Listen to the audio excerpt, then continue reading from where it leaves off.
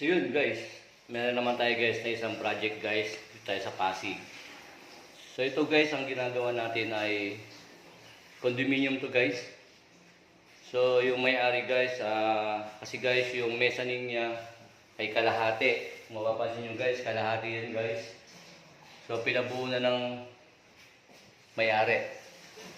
Ang followers natin guys, pinabuo niya na. So ito, gumawa tayo guys ng mezzanine. Nagawa na tayo guys. Tapos ang nilagay natin guys, hardiplex na 1/2.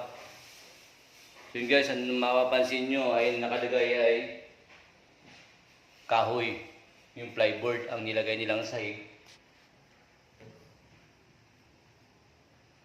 So ito guys yung kanyang hardiplex na 1/2. Yun guys yung suggestion natin sa may-ari, tapos itatiles natin to guys.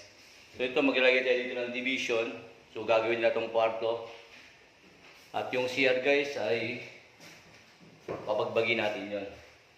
Iaayos natin yan. At pati ito guys yung hagdan ay masyadong tirik. Babaguhin din natin yan guys. Yung gusto ng followers natin ay tanggalin natin yung pagkatirik ng kanyang hagdan. So yun guys ay bababa naman tayo.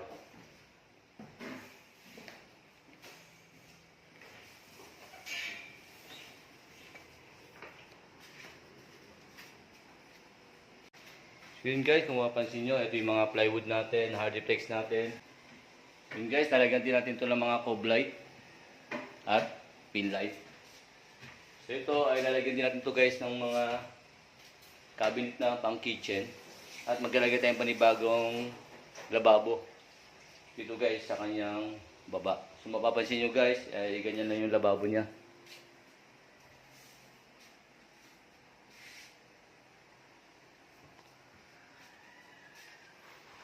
Yun guys, abangan nyo, ito na naman aming gagawin.